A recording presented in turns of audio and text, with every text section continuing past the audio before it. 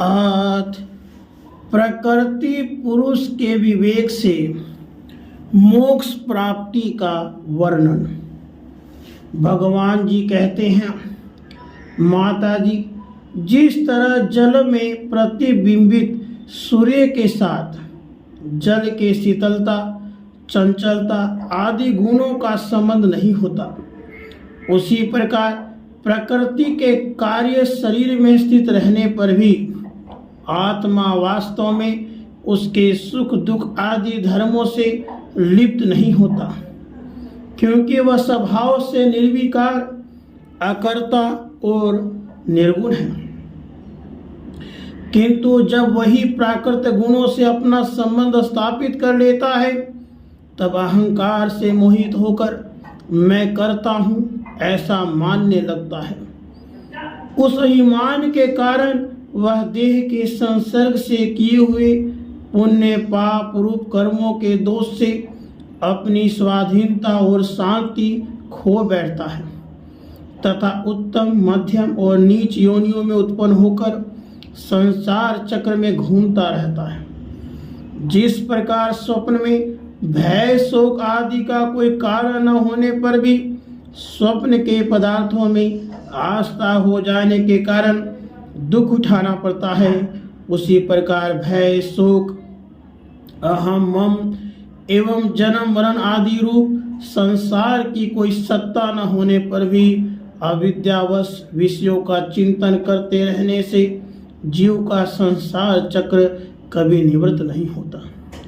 इसलिए बुद्धिमान मनुष्य को उचित है कि यह सन्मार्ग में फंसे हुए चित्त को तीव्र भक्ति योग और वैराग्य के द्वारा धीरे धीरे अपने वश में लावे। यम आदि योग साधनों के द्वारा श्रद्धा पूर्वक अभ्यास चित्त को बारंबार एकाग्र करते हुए मुझ में सच्चा भाव रखने, मेरी कथा श्रवण करने, समस्त प्राणियों में संभाव रखने, किसी से वैर न करने, आसक्ति के त्याग,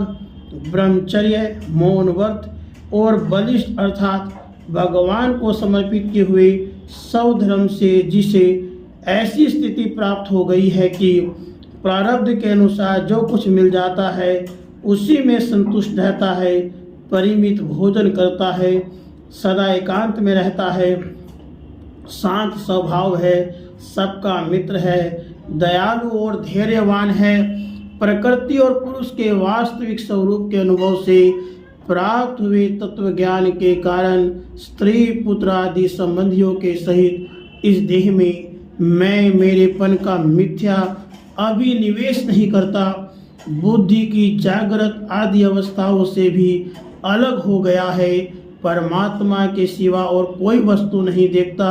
वह आत्मदर्शी मुनि नेत्रों से सूर्य को देखने की भांति अपने शुद्ध अंतःकरण द्वारा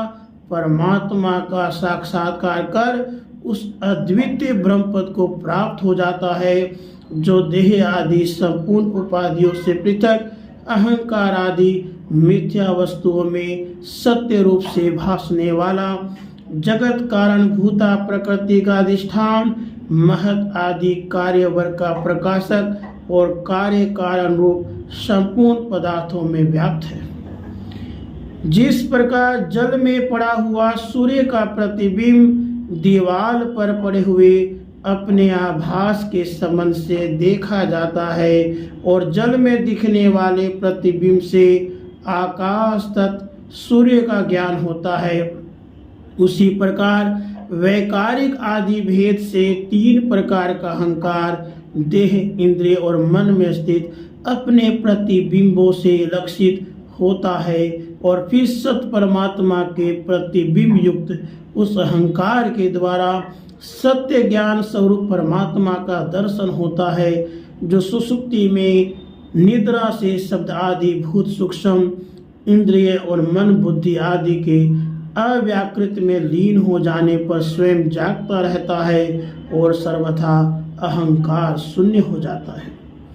सुषुप्ति के समय अपने उपाधिभूत अहंकार का नाश होने से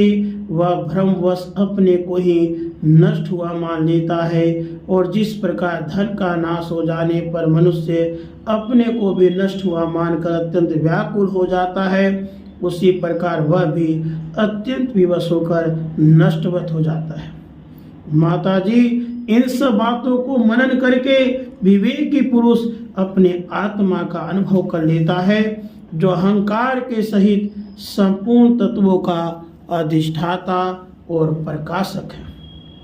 देवहूति जी ने पूछा, हे प्रभु, पुरुष और प्रकृति दोनों ही नित्य और एक दूसरे के आश्रय में रहने वाले हैं, इसलिए प्रकृति तो पुरुष को कभी छोड़ ही नहीं सकती।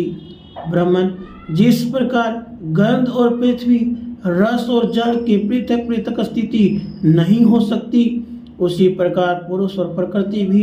एक दूसरे को छोड़कर नहीं रह सकती। अतः जिनके आश्रय से अकर्ता पुरुष को यह कर्म बंधन प्राप्त हुआ, उन प्रकृति के गुणों के रहते हुए उसे कैवल्य पद कैसे प्राप्त होगा? यदि तत्वों का विचार करने से कभी यह संसार बंधन का तीव्र भय निवृत्त हो भी जाए, तो भी उसके निमित्त भूत प्राकृत गुणों का भाव न होने से वह भय फिर उपस्थित हो सकता है। श्री भगवान ने कहा, माता जी, जिस प्रकार अग्नि का उत्पत्ति स्थान अरणी अपने से ही उत्पन्न अग्नि से जलकर भस्म हो जाती है, उसी प्रकार निष्काम भाव से किए हुए स्वधर्म पालन द्वारा अंतःकरण शुद्ध होने से बहुत समय तक भगवत कथा श्रवण द्वारा पुष्ट हुई मेरी तीव्र भक्ति से, तत्व साक्षात्कार कराने वाले ज्ञान से, परबल वैराग्य से, व्रत नियम आदि के सहित किए हुए ध्यान अभ्यास से और चित्त की प्रगाढ़ एकाग्रता से पुरुष की प्रकृति अर्थात अविद्या दिन रात क्षीण होती हुई धीरे धीरे लीन हो जाती है। फिर नित्य प्रति दोष दिखने से भोग कर त्यागी हुई वह प्रकृति अपने स्वरूप में स्थित और स्वतंत्र हुए उस पुरुष का कुछ भी नहीं बिगाड़ सकती। जैसे सोए हुए पुरुष को स्वप्न में कितने ही अनर्थों का अनुभव करना पड़ता है, किंतु जग पड़ने पर उसे उन स्वप्न के अनुभवों से किसी प्रकार का मोह नहीं होता। उसी प्रकार जिसे तत्व ज्ञान हो गया है और जो निरंतर मुझ में ही मन लगाए रहता है, उस आत्मा राम मुनि का प्रकृति कुछ भी नहीं बिगाड़ सकती। जब मनुष्य अनेकों जन्मों में बहुत समय तक इस प्रकार आत्म चिंतन में ही निमग्न रहता है, तब उसे ब्रह्मलोक पर्यंत सभी प्रकार के भोगों से